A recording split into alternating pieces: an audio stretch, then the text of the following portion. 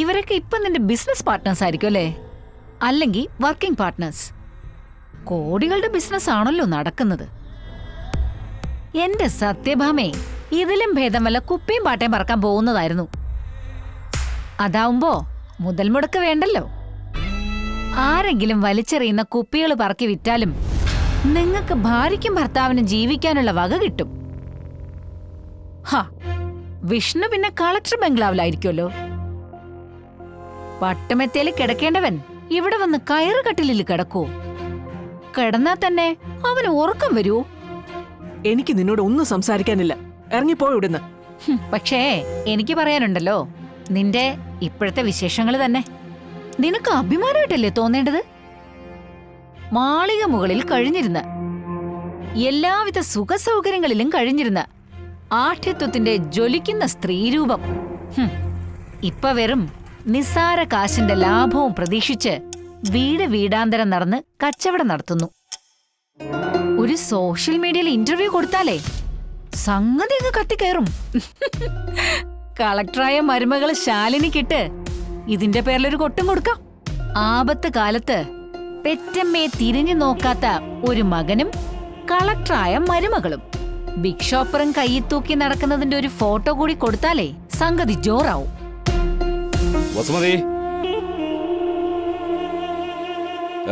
മതി മതി നിന്റെ ആറാട്ട്. ഓ, അത് പിന്നെ ഭാര്യയെ പറയുമ്പോ ഭർത്താവിന് കൊള്ളുമല്ലോ. രാഘവേട്ടാ, എനിക്ക് രാഘവേട്ടനോട് വ്യക്തിപരമായ വൈരാഗ്യമൊന്നുമില്ല.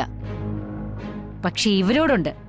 കാരണം ഇവരൊറ്റ ഒരുത്തി കാരണാ നിങ്ങളുടെ കുടുംബത്തിന് ഗതി വന്നത്. ഇന്നിപ്പോ ഞാൻ ഈ ഒരുങ്ങിക്കെട്ടിപ്പോകുന്നത് എങ്ങോട്ടാണെന്നറിയാവോ? നിങ്ങൾ താമസിച്ചിരുന്ന ആ പഴയ വീടില്ലേ, ഇന്നതിന്റെ ലേലവാ.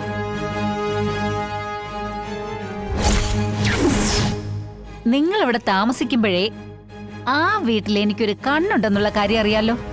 ഞാനതൊന്ന് ലേലത്തിൽ പിടിക്കാൻ പറ്റുമെന്ന് നോക്കട്ടെ.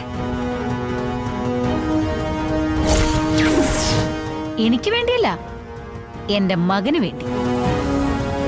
അവനെയും അവന്റെ ഭാര്യയെയും, അതായത് നിങ്ങളെ സ്വന്തം മകളായ പ്രീതിയെയും ആ വീട്ടിൽ കയറ്റി താമസിപ്പിക്കണമെന്ന് എനിക്കൊരാഗ്രഹം, ഒരു കൊതി. അതിനുവേണ്ടി കുറച്ച് പണവും സംഘടിപ്പിച്ചുകൊണ്ടുള്ള പോക്കാ. ഒത്തു വന്നാ ഞാനതങ്ങ് ലേലത്തിൽ പിടിക്കും. പിടിച്ച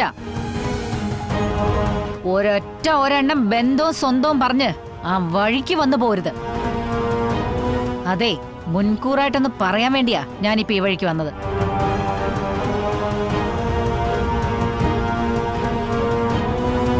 കച്ചവടം ചെയ്ത് വരുമ്പോഴേ ആ വഴിക്കൊക്കെ ഒന്ന് കേറ്.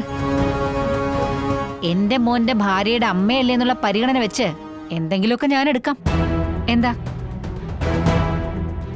10 100 കൂടുതൽ കിട്ടിയാല് അന്നത്തെ കാര്യം നന്നായിട്ട് നടക്കുമല്ലോ.